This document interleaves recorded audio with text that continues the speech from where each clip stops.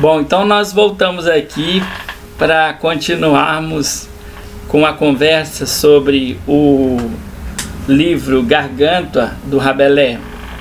E aí eu vou ler, conforme a proposta, a introdução e assim por diante. Então, introdução. Nenhuma reaparição literária se faz com o impacto primitivo e virginal da primeira, embora as obras artísticas gozem do privilégio não de recompor o ímen perdido, mas de adquirir ímenes novos, destinados a opor barreiras diferentes à conquista de um novo público. O que não quer dizer que a obra literária não envelheça, mas que é capaz de, embora envelhecida, renovar-se ao encontro estimulante de novos públicos leitores. Rabelais é um desses autores que tem apresentado estímulos diferentes aos seus leitores nos 4 séculos e meio que decorreram entre a sua publicação e os nossos tempos. Sucesso na época de publicação, ainda que sujeito aos percalços de uma censura religiosa vigilante, preocupada com as heterodoxias, foi sucessivamente elogiado, censurado, depurado, relegado para a seção de livros de circulação restrita das bibliotecas, adaptado para crianças, redescoberto, amado. Mesmo hoje, e ela está falando de 1986, não vamos esquecer disso, né? Mesmo hoje, se procede à reedição de uma tradução portuguesa de Gargantua, podemos ter certeza de que os motivos que a repõem em circulação têm pouco a ver com os que levaram a sua primeira edição algumas décadas atrás. A verdade é que Rabelais, desta feita, nos é traduzido de volta pela mão de Bakhtin, o qual, por sua vez, veio a interessar-se por ele por razões muito específicas, relacionadas com a sua concepção das relações dialógicas entre textos literários e especialmente entre a cultura oficial dominante e a cultura popular. É graças a essa ligação com a cultura popular e com toda uma investigação a respeito da sobrevivência de um discurso dominado, mas resistente e renovador, que Rabelais sai neste momento do circuito extremamente restrito e acadêmico da discussão erudita e passa a fazer apelo a um público mais amplo. A vinculação de Rabelais com a cultura popular, contudo, é apenas parcialmente aparente para o público de hoje. O seu aspecto mais evidentemente popular é a linguagem escatológica, que Bakhtin chama de linguagem da praça pública, e que foi responsável durante algum tempo pelo expurgo da sua obra das bibliotecas, entre aspas, decentes. No entanto, é mérito de Bakhtin o ter procedido a um levantamento das formas desta cultura popular, com raízes que se espraiam a perder de vista no tempo e que encontram o seu lugar formal na obra de Rabelais. Segundo a análise de Bakhtin, as festas populares, especialmente o carnaval, com seu caráter particular de subversão do mundo oficial, aparece entronizado no mundo rabelaisiano, não sobre a forma de objeto ou de descrição folclórica de costumes, mas como a própria substância do seu mundo, regido por normas festivas peculiares. Assim, para citar um exemplo que abre Gargantua, o nascimento da personagem ocorre em meio a uma festa, cujo tema principal é o da superabundância de comida. Não em termos de ostentação de riqueza, como se faria num banquete oficial, mas de forma tal que se estabelece uma íntima relação entre aquele que devora e o que é devorado, entre os festeiros que se reúnem para comer as tripas do gado abatido e que têm que ser comidas, caso contrário se estragam, devendo observar-se que a hipótese de jogá-las fora é inadmissível, e as próprias tripas consumidas. Comida estranhas, comida, entranhas, fecundação, nascimento, tudo isso se entrelaça de forma hiperbólica nos excessos gastronômicos de Gargamel, que, por ter comido uma quantidade gigantesca de tripas, acaba por dar à luz de seus próprios intestinos, obrigando assim o nascituro gargantua a sair pela orelha. A imagem do banquete, enquanto representativa do ideal de abundância universal, é intimamente associada a essas festividades populares, expressando o sonho de uma idade dourada em que todos pudessem comer sem restrições e sem discriminações. Daí o exagero no arrolamento das quantidades devoradas e nos ritmos de consumo de alimentos que parecem meramente cômicos quando, por exemplo, se enumera o que o bebê garganta comia e bebia, ou quando se dá conta de como passava o dia enquanto era jovem. E não é à toa que todas as ocasiões comemorativas se marcam pela realização de um grande banquete, que ocorre numa atmosfera especial de grande alegria, dominada pelo riso carnavalesco, forma de relação com o mundo que desentroniza a concepção oficial para rebaixá-la, ao mesmo tempo que introniza a concepção não oficial, popular. O movimento de rebaixamento da cultura oficial está também presente em todas as paródias de textos sagrados ou clássicos, nos jogos de palavra, nos próprios nomes das personagens supostamente importantes, às quais se atribui nomes grotescos. O universo da cultura popular não tem limites fixos, é dinâmico, e nele se estabelece constantemente a relação entre o homem e o mundo, em movimentos circulares. Por isso, todas essas referências aos pontos de ligação entre o corpo e o mundo, às excreções corpóreas, aos buracos do corpo por onde entra o mundo, a comida, e por onde a ele volta, na forma de urina ou fezes. A atividade sexual, enquanto representação desse dinamismo cósmico, desse corpo aberto que constantemente recebe o mundo e o outro e para ele volta, seja na forma de rebento parido ou de cadáver a ser transformado em humus, só pode merecer uma ênfase muito especial. Como observa Bakhtin, o mundo da cultura popular privilegia os momentos da vida humana em que ela está em contato com outros corpos, o coito, a prenhez e o parto, ou aquelas fases de transição, como por exemplo a velhice, em que o corpo logo deixará de ser humano para entregar-se na grande vida universal. Ao contrário, a cultura oficial vê o corpo humano como fechado, liso e perfeito na sua individualidade, representando-o apenas nos seus momentos de plenitude. O corpo aberto pode facilmente passar a corpo despedaçado.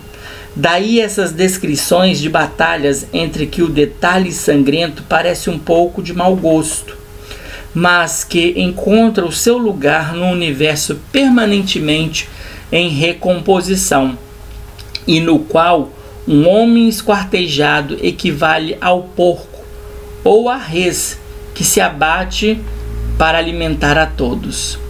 Parece, portanto, natural que esse mundo aberto e dinâmico, na representação utópica da abundância e da renovação, seja um mundo hiperbólico, Bakhtin recupera também, por essa via, a questão do gigantismo, que se justifica numa tradição hiperbólica de entidades benfazejas, identificadas às particularidades do relevo que as fundamentam na sua origem.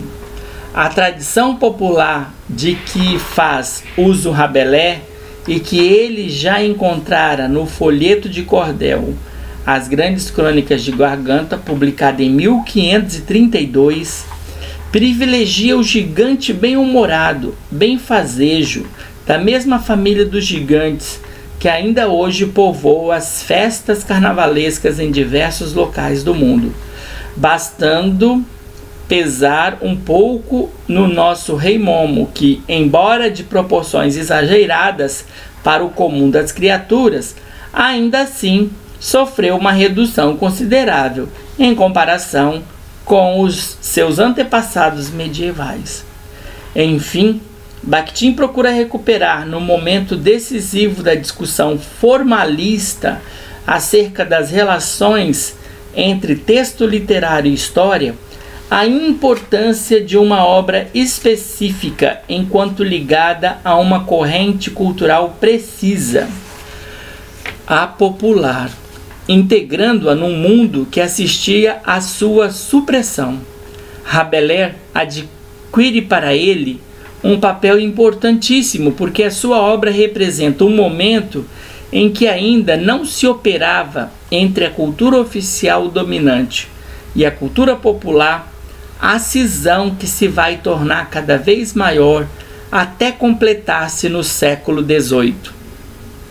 É preciso não esquecer, contudo, que a visão de Bakhtin responde ela mesma a injunções históricas.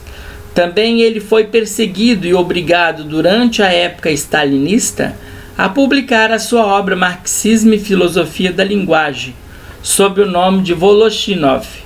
Assim,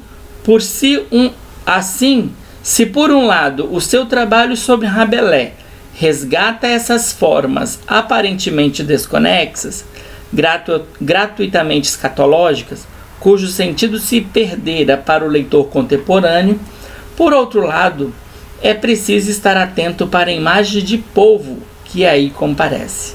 O povo, tal como Bakhtin procura caracterizá-lo por meio dessas formas de expressão que nos são passadas através de Rabelais, é um corpo cósmico, uma força biológica, mas é ahistórico.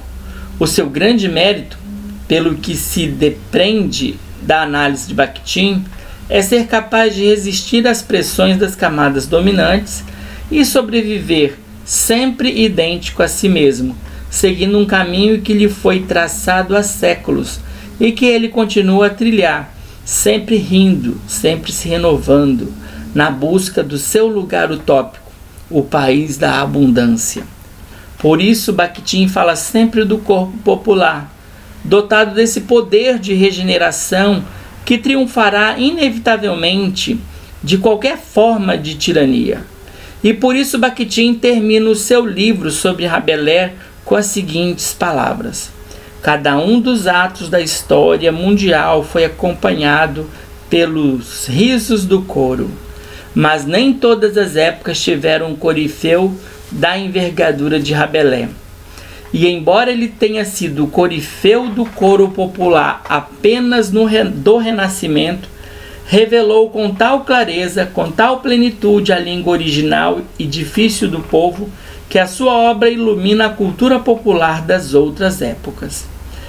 Essas outras eras podem incluir também a da composição do livro 1940, que só veio a ser publicado em russo em 1965, 35 anos depois do desaparecimento do autor do cenário intelectual da União Soviética.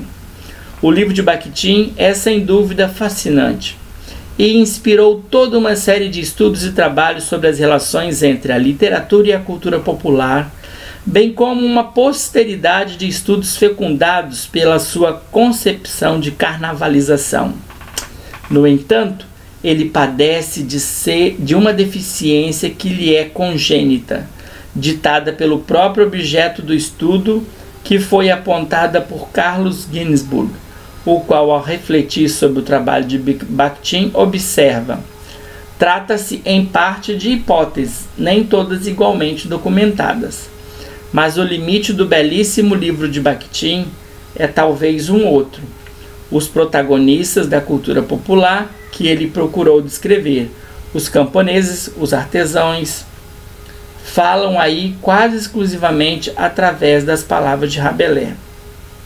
A própria riqueza das perspectivas de investigação indicadas por Bakhtin fazem, pelo contrário, desejar uma indagação direta, sem intermediários, do mundo popular. Ginzburg vai, por sua vez, proceder ao estudo do universo cultural de um moleiro do século XVI, resgatando através das leituras feitas por ele e principalmente da forma como esse moleiro interpretava os textos lidos, a presença de uma cultura popular surpreendentemente semelhante àquela que caracterizava os círculos mais progressistas da cultura do século XVI. A conclusão a que ele chega é que uma parte considerável da cultura europeia considerada alta tinha raízes populares durante a Idade Média e Renascimento. Figuras como Rabelais e Bruegel, diz ele, não eram provavelmente exceções. De qualquer forma, eles encerraram uma era caracterizada por trocas invisíveis, mas frutíferas, movendo em ambas as direções entre a alta cultura e a popular. É claro que a intenção de Bakhtin, ao escrever o seu já clássico livro sobre Rabelais, era de recuperar essa vertente da cultura popular desaparecida sobre a interpretação da cultura oficial no âmbito do discurso rabelaisiano, motivo pelo qual ele enfatiza a presença daquela cultura em detrimento da alta. Na verdade, esta última não fica totalmente de lado, uma vez que Bakhtin examina as relações que a cultura oficial ainda mantinha no século XVI com a cultura popular e aponta as diversas fontes eruditas de Rabelais, mas a sua preocupação principal é de resgatar as formas dessa cultura, entre aspas, menor. Uma vez salvaguardada essa importantíssima presença, não nos custa examinar a obra de outras perspectivas, até mesmo daquela que considera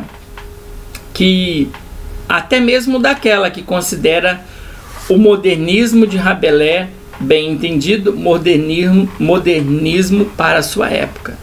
Gargantua foi publicado pela primeira vez em edição sem data, muito provavelmente em 1534, 2 anos depois da publicação de Pantagruel.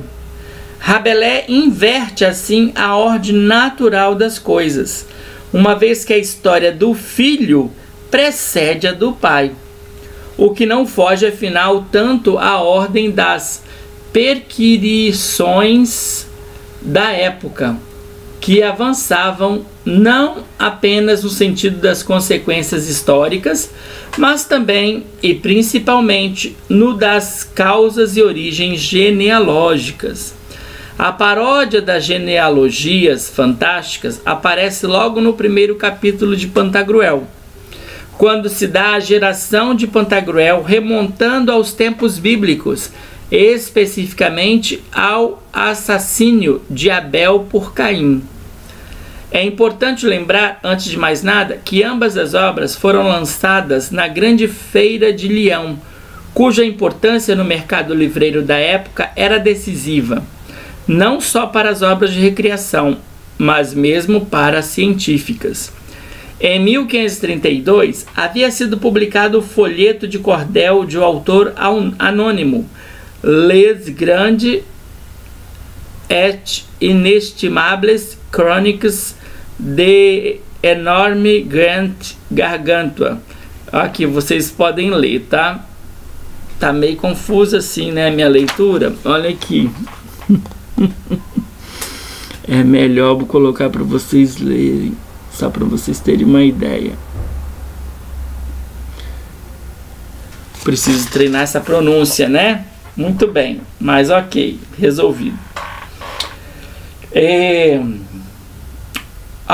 Então, continuando, né? Então, em 1532, havia sido publicado esse folheto de cordel de autor anônimo, que vocês leram aí,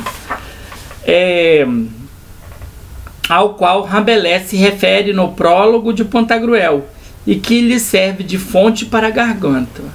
Os gigantes faziam parte das tradições não só populares, mas também eruditas, ligadas aos prodígios da Índia, lugar onde, desde a antiguidade, se concentravam todas as formas das raças fantásticas, todas as monstruosidades com que a imaginação povoava os confins do mundo conhecido.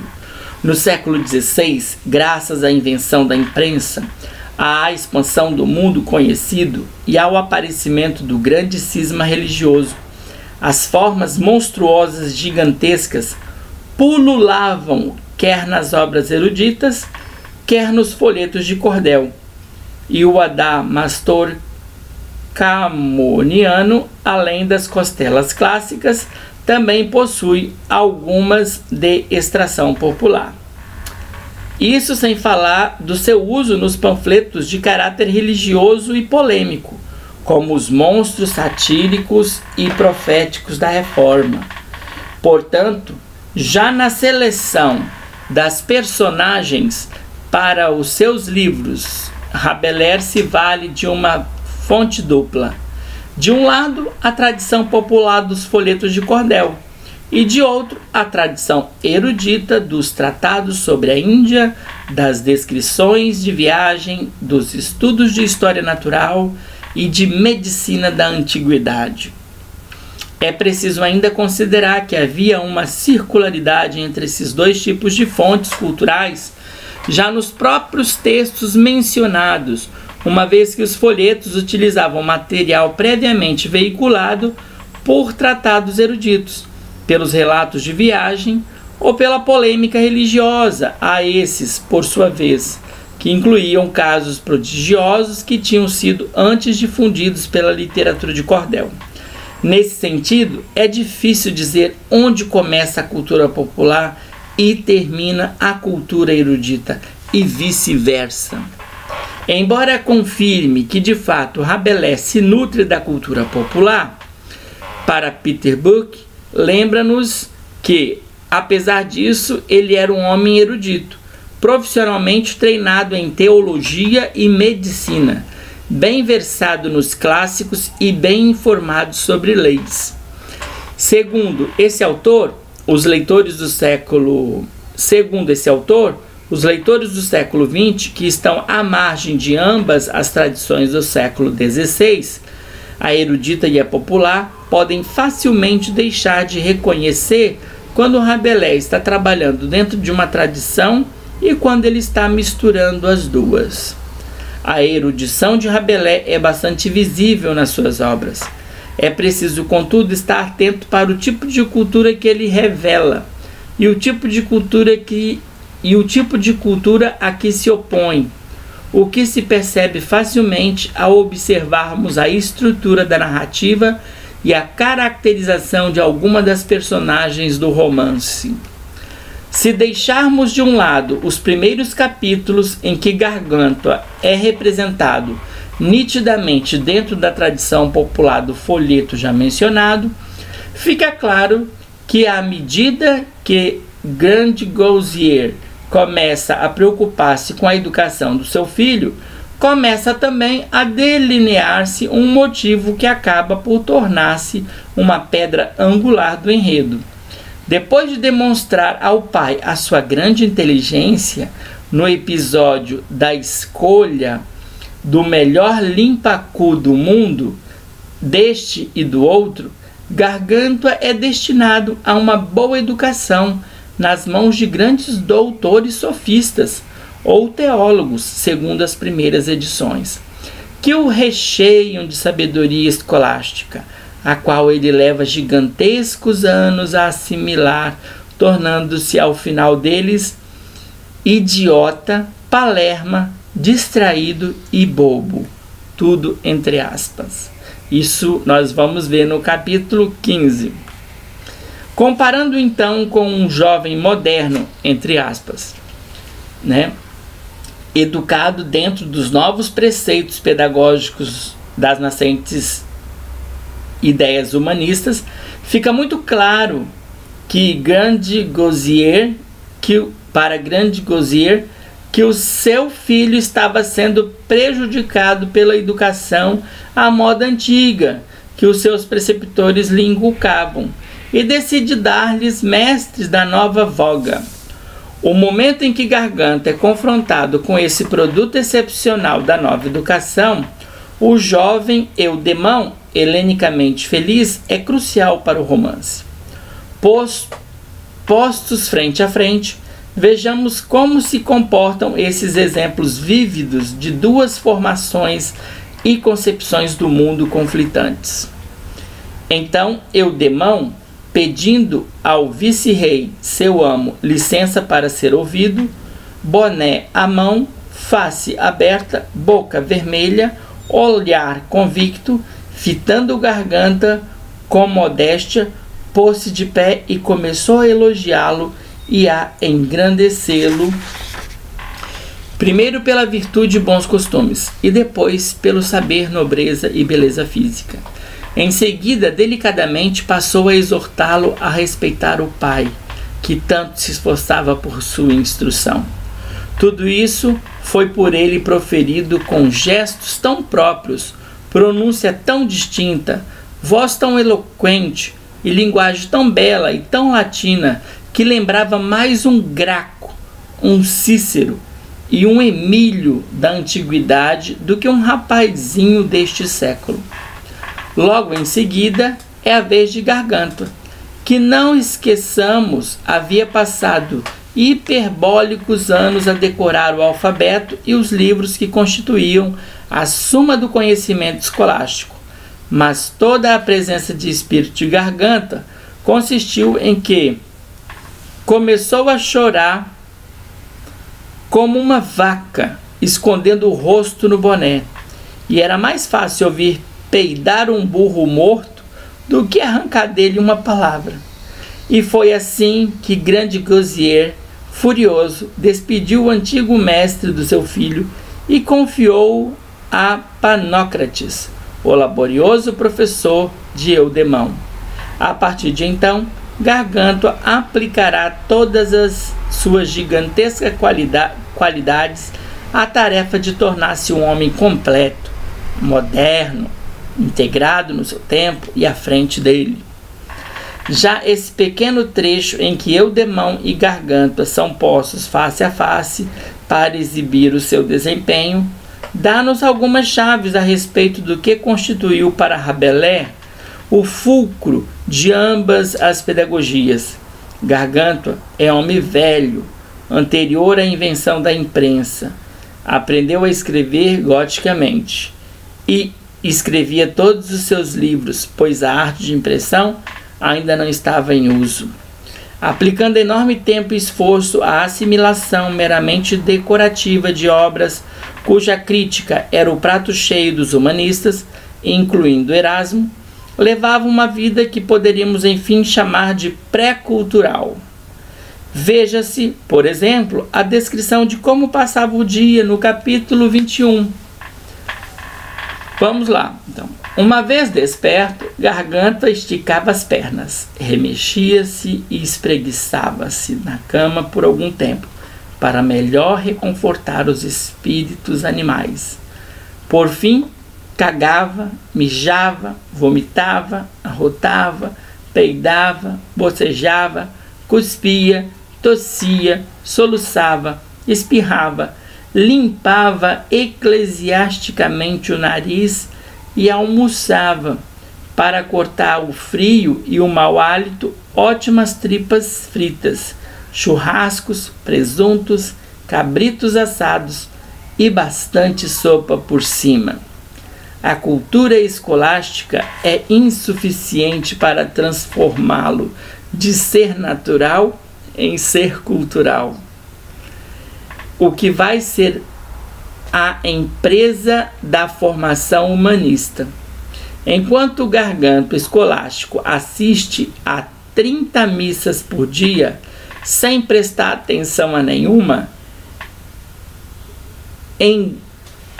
engrola as suas orações a cabecear de sono, decora os livros de frente para trás e de trás para frente, não se importando muito com o sentido, vive entregue às solicitações da natureza e gasta o seu tempo com jogos estúpidos e inúteis.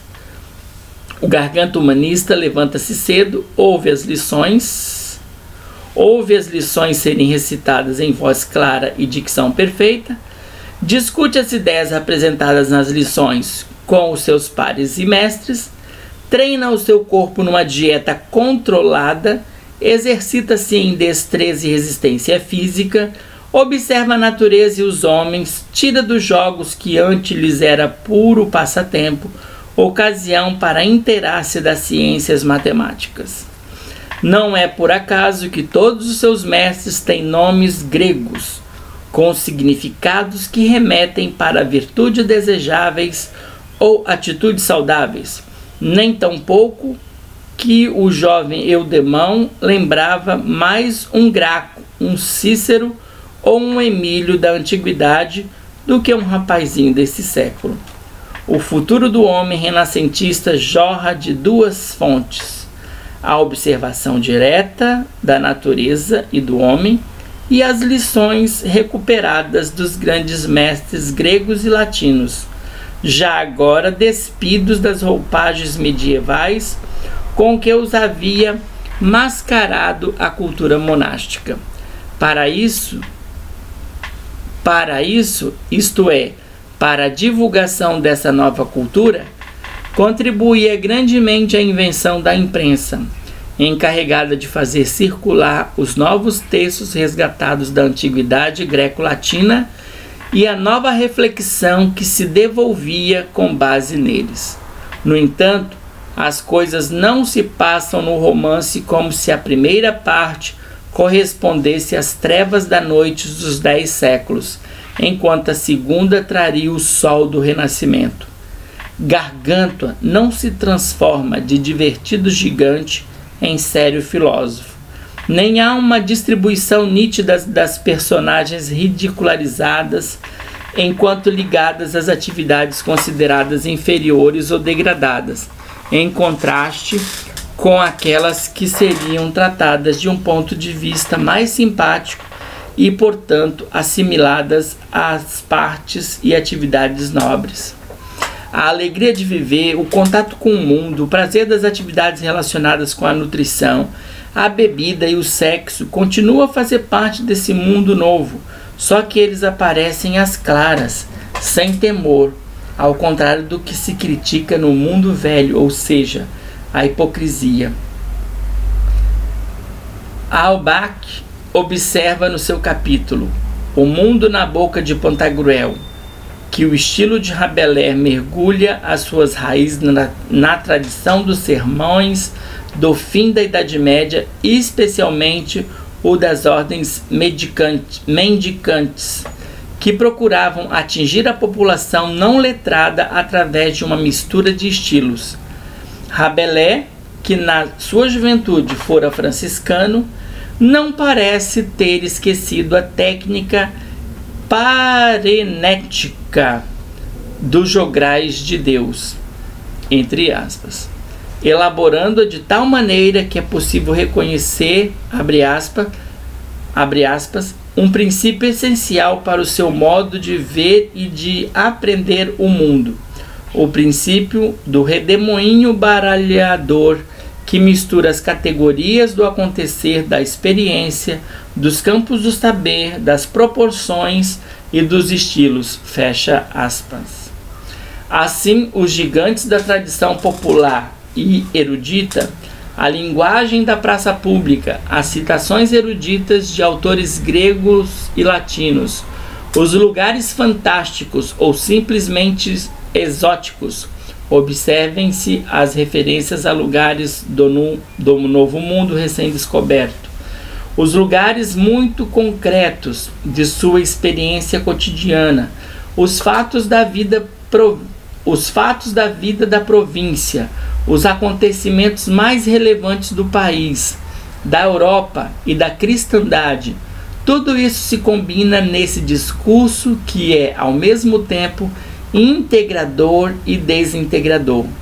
Há uma lógica especial que permite a um mero incidente entre fogaceiros e vinhateiros desembocar numa guerra de proporções cósmicas, e a um monge ser capaz de liquidar sozinho um exército numerosíssimo, 16.622, sem contar mulheres e crianças, empunhando apenas um braço de cruz e uma foicezinha de abrinóvices. Tudo isso com o único fim de salvar das destruições as vindimas do convento.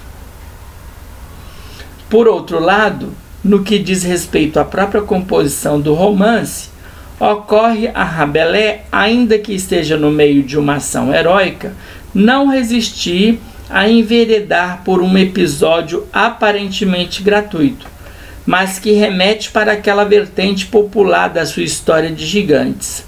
Assim, depois da destruição do castelo do Vale de Vede, assistimos à cena em que Gargantua penteia os cabelos deles, deixando cair quantidade incontável de balas de canhão, que seu pai confunde com piolhos.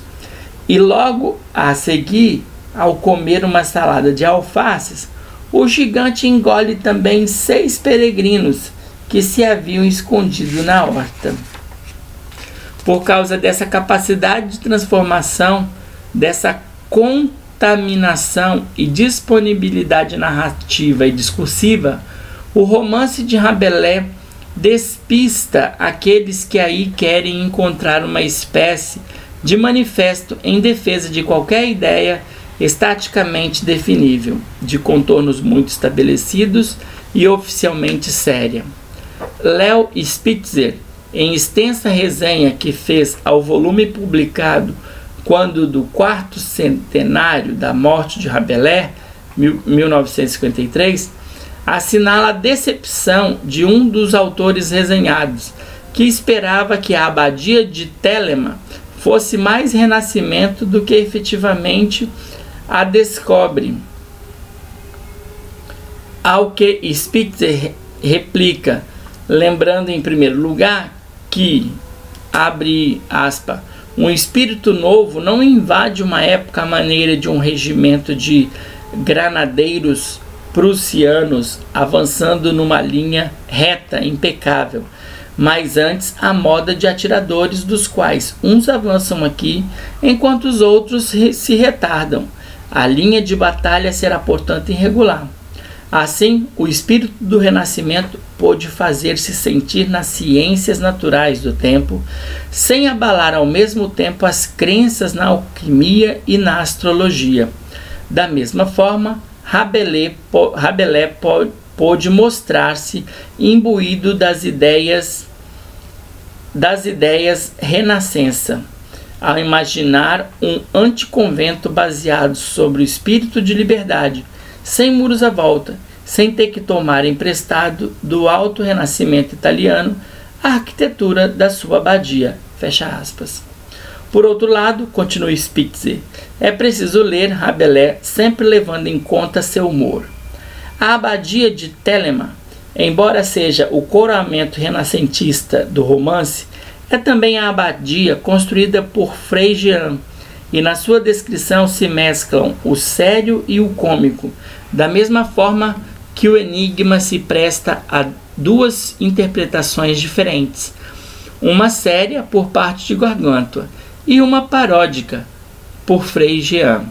Deverá o leitor optar por uma ou outra, ou admitir que a paródia está implícita como uma das possibilidades de leitura de todo o texto sério.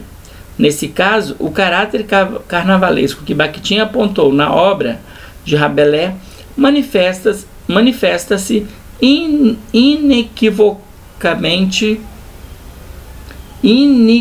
inequivocamente pelo poder de desentronização de toda a seriedade que marca as expressões vigentes no carnaval. O caráter hiperbólico, fantástico e humorístico da maioria dos episódios poderia levar o leitor a julgar-se diante de um mundo totalmente independente da situação concreta em que viveu Rabelais. No entanto, mesmo o leitor menos familiarizado com a geografia da França no século XVI perceberá referências a lugares precisos, a instituições famosas, a monumentos célebres. A fantasia de Rabelais, como os seus estudiosos do começo do século se esforçaram por demonstrar, tem raízes históricas muito concretas. Assim, a Guerra Picrolina é uma versão fictícia de um conflito real que ocorreu entre o senhor de Lerner de um lado e o pai de Rabelais, Antônio Rabelais, do outro, porque o primeiro obstruía a navegação do Loure com os seus pesqueiros, prejudicando assim as comunidades vizinhas interessadas na sua navegação. A crítica filológica construiu um enorme edifício de informações a respeito desse litígio que Rabelais teria testemunhado em parte numa visita que fez ao pai na sua propriedade em La Devinière, no verão de 1532. Referências precisas a lugares e pessoas envolvidas nesse processo permitem seguir no mapa o desenvolvimento das intrigas e o andamento do litígio. O próprio pai de Rabelais estaria representado em Grande Goussier, o pai de Gargantua, e o local e a data do nascimento deste último coincide com os do nascimento de Rabelais. O poder de transformação do mundo, a capacidade de ver ao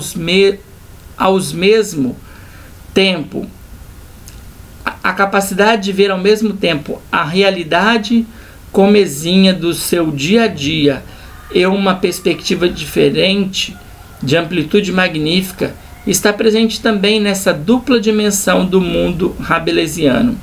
Por um lado, preso aos incidentes miúdos de uma disputa entre senhores vizinhos, e por outro, a uma guerra cósmica de proporções catastróficas, para a qual ocorrem todos os grandes problemas que agitam a Europa do seu tempo.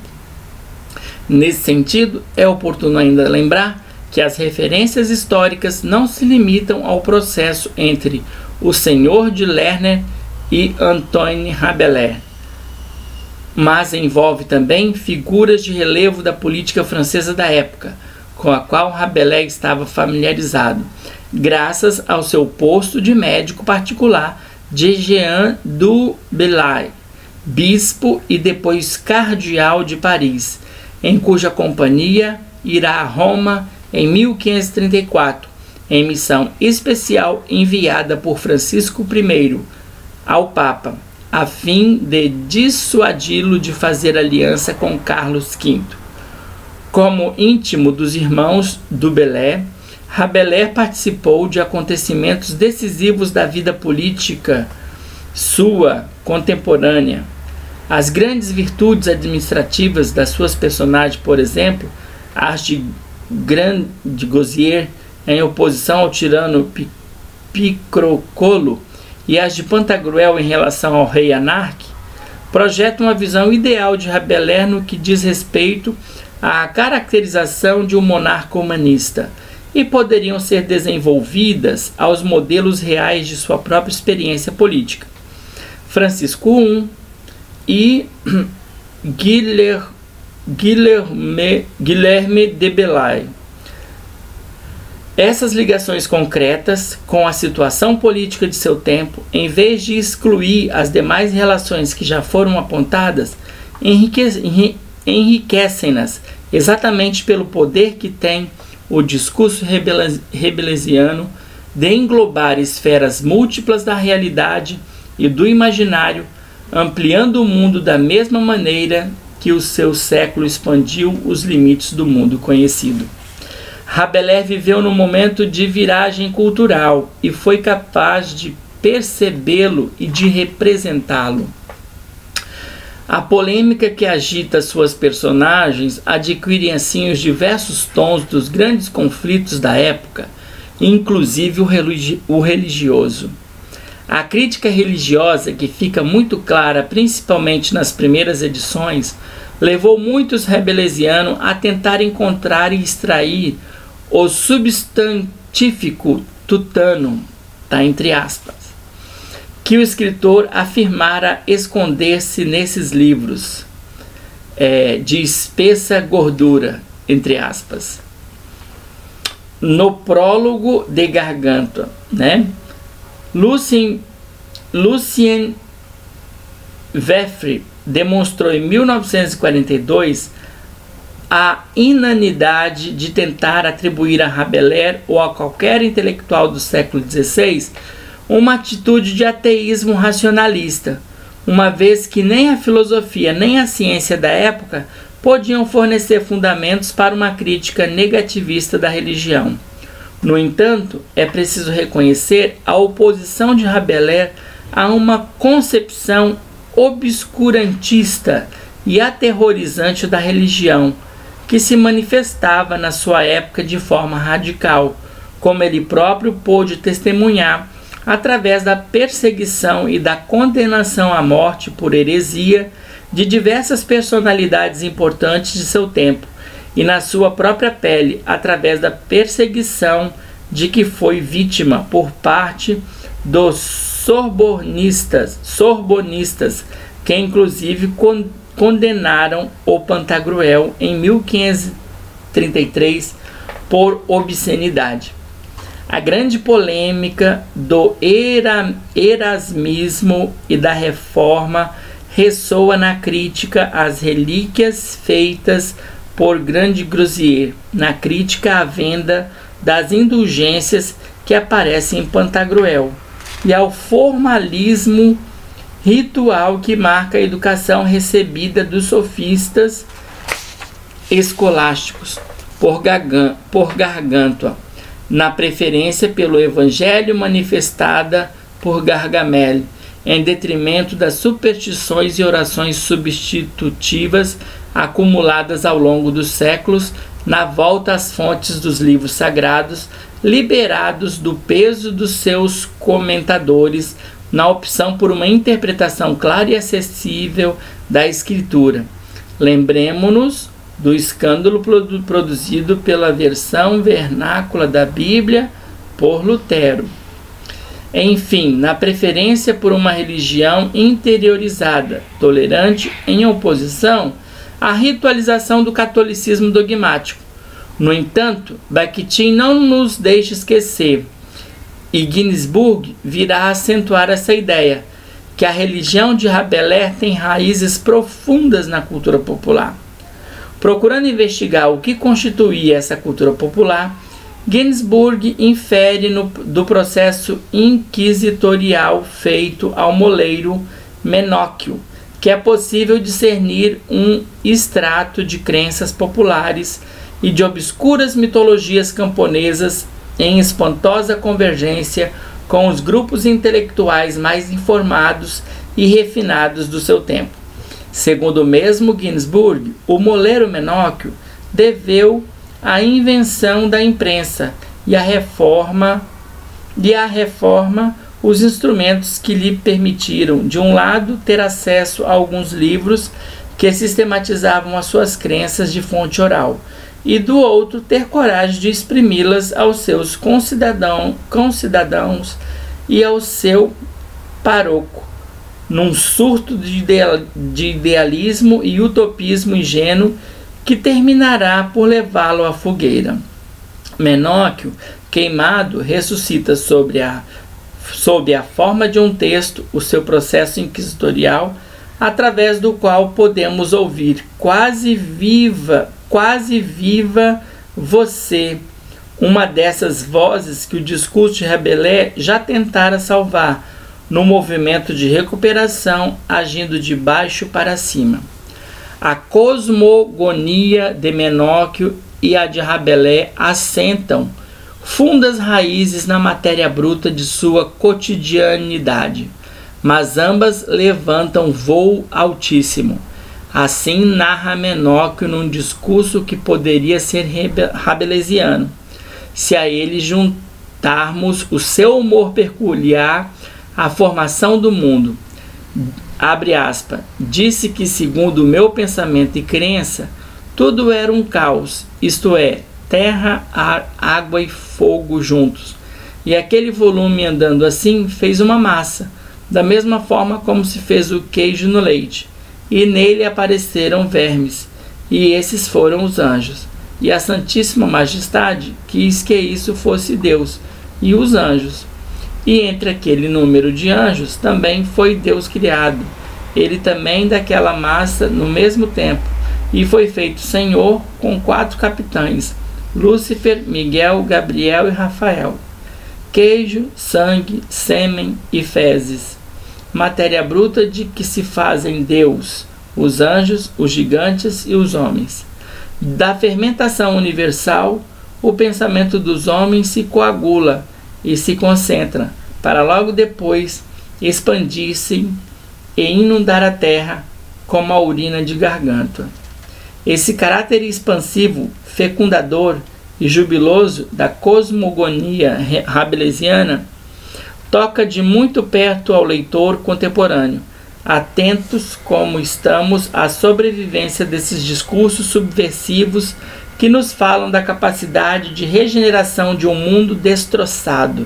Rabelais constituiria, assim, um exemplo privilegiado dessa prodigiosa riqueza de manifestações variadas e divergentes, que presta-se de maneira excepcional, neste caso, como uma lição sobre a vitalidade incontrolável da cultura humana, quando atravessada por um sopro ou um anseio geral de liberdade. E aí fecha aspas. E as palavras com que Nicolau Shevchenko conclui o seu estudo sobre o Renascimento poderiam perfeitamente aplicar-se à obra de Rabelais e à maneira como o leitor contemporâneo se pode situar diante dela. Abre aspas. Se a complexidade que o movimento renascentista representou deve ser vista como a raiz de nossa consciência moderna, então não se deve ressaltar apenas a dimensão metódica e harmoniosa em torno de um só eixo dessa consciência. Deve haver nela um espaço equivalente para a fantasia, a angústia, o desejo, a vontade, a sensação e o medo também. Fecha aspas. Acrescentaríamos apenas e para a alegria. Campinas, 22 de dezembro de 1985. Yara Franceschi Vieira. Muito bem. Terminamos a introdução desse precioso livro, Gargantua, de Rabelais. No próximo vídeo, nós vamos trazer a notícia biográfica desse grande autor aqui dessa obra. Beijo e até o próximo vídeo.